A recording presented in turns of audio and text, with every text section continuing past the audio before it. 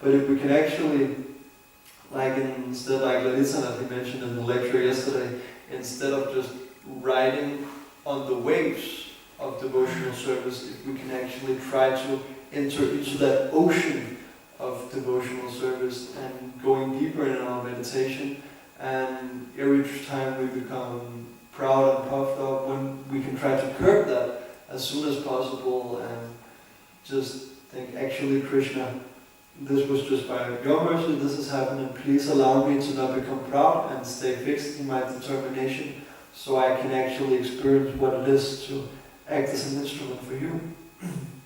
Then we will become very, very happy in Krishna consciousness. And that is another very attractive thing, because like it is said here, therefore it is difficult to educate a person in illusion, because they are men and they have their own arguments. They want to say, no, you might say this, but I say that. That's your opinion, I have my opinion, we have our different opinions. But if you have your opinion and you're just like completely beaming with ecstasy, you're just like so happy, then like, okay, I also have my opinion, I'm very convinced, but I'm not so happy, actually I'm quite miserable. So they will think, hey, I want that happiness also. So so in that way we should try to be very, very strict with ourselves so we can progress in devotional service, because actually only by being very fixed in our own practice we will be able to give it to others. So it all goes hand in hand, and by being very compassionate and being very willing to give it to others, having a strong desire, then automatically we will also see the need to become rigid in our own practice, because else we will just we will not be very efficient, and then preaching will be very troublesome. It will be very, very difficult and very austere. But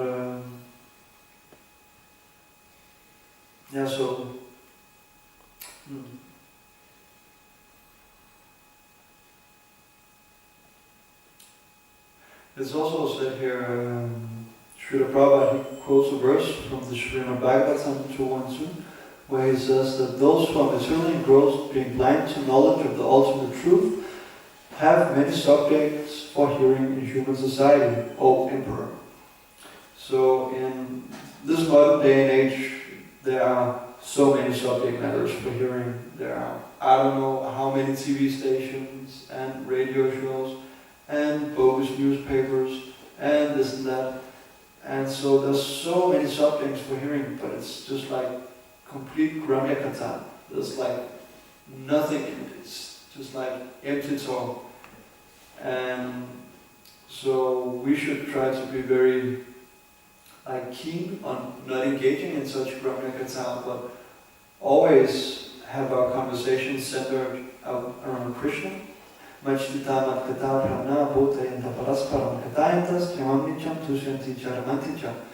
Krishna, he says that the thoughts of my pure devotees, they dwell in me. Krishna is always thinking of his pure devotees. And their lives are fully dedicated to him. And they derive great pleasure from constantly conversing and enlightening one another about subject matters of Krishna.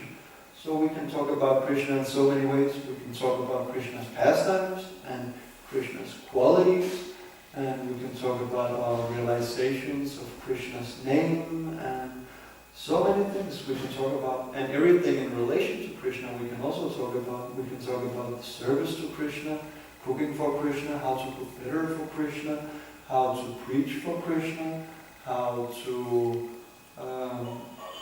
so many things. And we can study the Shastra. Srila Prabhupada, he has given us so many books.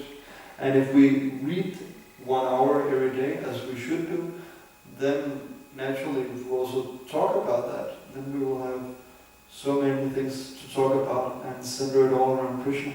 Then we can make very rapid progress. But once again, we should be very keen to control the mind and actually try to consciously engage in this Krishna Katha. And then gradually the taste becomes stronger and stronger, and then at one point, then instead of it being a practice, then it just comes spontaneously. I heard a very trained as a brahmachari by His Grace Vishnujana Maharaj.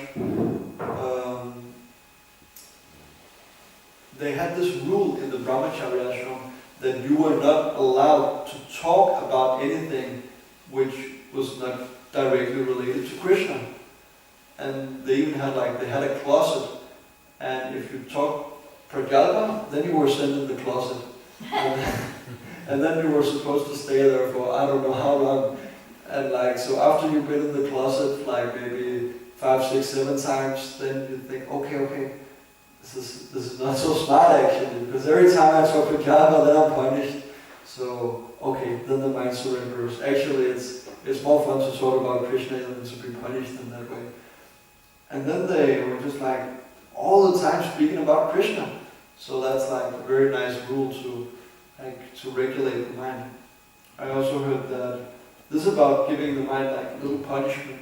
It's like when you train a dog. It's like some people, they have these little spray bottles with water, and if the dog does something that it's not supposed to do, then they give it a spray, and the dog doesn't like it. And then they learn, okay, I should do like this and not like that. So also I heard an example of Bhaktisiddhanta Maharaj. He had a rule, or a practice when he was chanting his round, that every time he noticed that he was inattentive and he was not hearing the mantras, then he went back a few beats and tried to chant them again. And that way the mind is like a non-devotee in general. I don't know about you, but my mind is kind of a non-devotee, pretty much. And it doesn't like chanting. Or sometimes it's like chanting, but most of the time it's just spacing out and flying around all over the universe. So, but just like a dog, the dog gets very upset and disturbed when the water hits the snout. So in the same way, if the mind, every time we are inattentive, then we go back a few beats, then the mind goes, now I have to chant more. And then at some point it might just say, okay, let's just take it the easy way, just 2 hours fixed, concentration, boom, finish. And then actually one will find oneself very blissful. Because if we actually absorb ourselves in the name of Krishna, then the name of Krishna is transcendentally sweet, but we're just afflicted with the jaundice of ignorance. So we forgot how sweet Krishna's name is, and every now and then we might get a little glimpse how sweet it is. But by Rupa Goswami, he says in the Nectar of Instruction that it's very wonderful how by every day carefully chanting these sweet names, a natural relish awakens within the heart. So if we actually try to absorb ourselves in the names of Krishna, then that becomes a very, very nice practice. It's no longer an austerity to chant japa, but it becomes something that you can actually look forward to. You, after Mangalarati, you go, now I have my 2 hours of personal association with Krishna, which it actually is, because Krishna is not different from his name.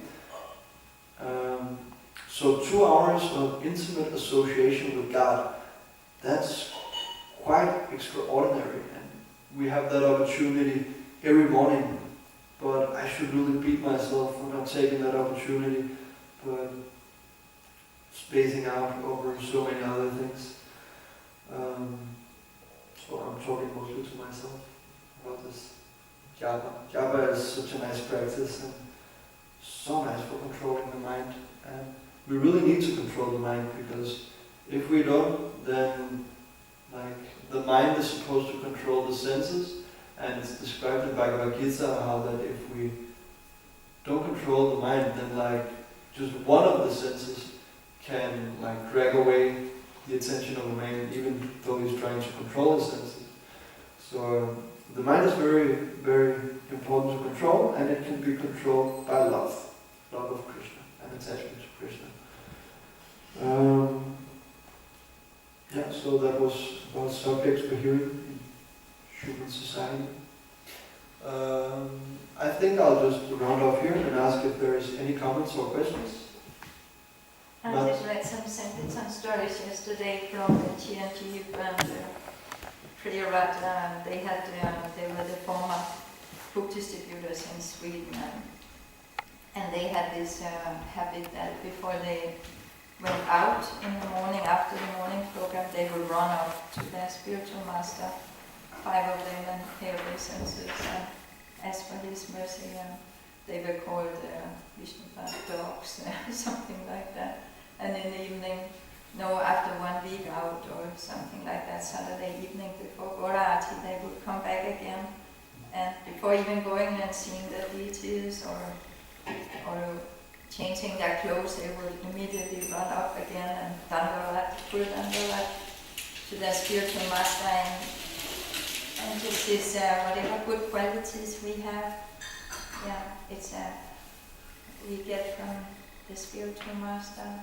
So as long as we may not be so expert in everything, but if we just have this very, very strong connection with our spiritual master and that sweetness, then that will help us so much to develop that love or the conditioned souls that we just want to please him. I just thought that was very sweet that they were sitting on Facebook and can you remember that? And like this old Sankirtan devotees together. Yeah, let us reunite and ignite that fire again, because there was not a sweetness ever in their life like they had when they were so focused on pleasing their spiritual master together. Yeah, very nice input. Yeah, it's like we sing every morning that by pleasing the spiritual master, one pleases Krishna, and that's the way we get the mercy. And Krishna, he sends himself like this. The spiritual master is the representation of the super soul. We might not be on the platform that we can relate to the super soul directly, or we forget about him, but the spiritual master is there in his form. So it's very, very amazing opportunities one has in nearby, so one can pay dandalas like that. And it's just very nice story. Thank you, Nancy. Anything else? Probably he criticizes philosophers, Socrates, Plato. Other places he actually seems to appreciate Socrates and Plato, but here he just calls them rascals. I don't think he... So what, anyway, so... He says that we can challenge everyone. Okay, so how should that be understood? Because Prabhupada is... He says, we can challenge any nonsense philosophy. Socrates, Plato, Kant, Darwin, all of them. Yeah. So many mental speculators and word jugglers who have misled so many people. So he calls them nonsense philosophers. I'm not an expert in Greek philosophy, but from what I know, then Socrates and Plato, they were both believers of the soul and reincarnation. So since there are parallels or things that they got right, then Srila Prabhupada, he may express his appreciation for them. Also, it's time, place, and circumstance. This is a letter to a devotee, so maybe in a public circumstance, he can appreciate these great thinkers, or call them like that. So people, they have something to relate Krishna consciousness to. But for a devotee who is engaged in preaching the absolute truth, then Srila Prabhupada, he uses this quite heavy language. And also he calls them mental speculators. As far as I know, then I don't know who was the teacher of Socrates, but Plato was a student of Socrates, but as far as I know, he changed quite a lot of things from what he was given by Socrates. So in that way, if one philosopher is this and the other philosopher says another thing, and they kind of contradict each other, then that is a nonsense. So, but there might be things that they got right. Also, you can see with different philosophies and religions, we can appreciate to a certain, many of them, they have it right, at least to some extent, but they're not one point they just lose it and they don't really get to the point of like surrendering to Krishna, which is actually which should be the conclusion of all philosophy. It is said,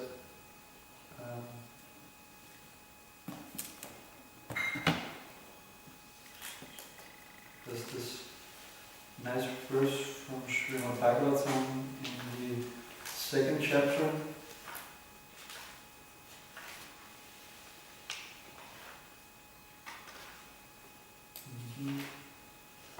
Tamasmanustitapam samvishvaksena katasuyam pradayatyathiratim shrama evahi. The occupational activities man performs according to his own position are only so much useless labor if they do not provoke attraction for the message of the personality of Godhead. So, does it provoke attraction for the message of the personality of Godhead? If it doesn't, then it's useless. Does that answer your question, or do you have some input yourself? I mean, I guess the real nonsense they have is that they think by mental speculation they can reach conclusive knowledge. That's where they, because they had good points. I mean, Socrates was considered actually somewhat self-realized. He was not this body. He was believed in God and like that. But their way of acquiring knowledge is nonsensical. They think by their logic, then they can become complete, realize the absolute truth. And because that is a source of knowledge, there will be many mistakes in their knowledge. Socrates actually has many nice points, but also we can see when we have Vedic knowledge, actually, no, he's wrong on some, on certain points, and also not up to, their meat eaters. They are drinking wine. Of course, Socrates, he also drinks wine. They have a big party. There's one.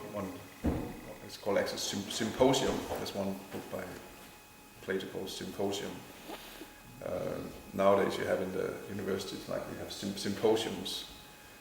It actually means a place where people drink wine, but it's got different names. So there's this symposium where Socrates and his friends, they're drinking, and they're drinking a lot, and they get drunk, except Socrates. He drinks with it, he doesn't get drunk. He's completely sober, he drinks, but he doesn't, so of course he has a special potency there. But, what was it? But the point is, of course, there's many mistakes in their knowledge, and they don't accept the parampara. They have to, they counter their previous or their predecessors like that. So it's basically a nonsensical thing. Even someone who's as nice as Socrates and Plato has. From the Western point of view, he's a fantastic philosopher. But from the Vedic point of view, nonsense. They also did not discuss Krishna's qualities, they just came to the level of Brahman. Yeah, I mean, they didn't have no information of Krishna, of course. As far as we know, they didn't have knowledge, information. But because that cannot be obtained by mental speculation. No. So it stops at a certain point. Yeah. Thank you for the input. Also, one thing, when you recite Sanskrit, do it calm, slow. It kind of loses some of the effect when you quote a sloka, but it's the words are jumping on top of it. It goes so fast. It should be calm and like that. It's more goodness from anything. Okay. Thank you. Sure. Tak. Srimad Bhagavatam ki. Jai. Srila Prabhupada ki. Jai.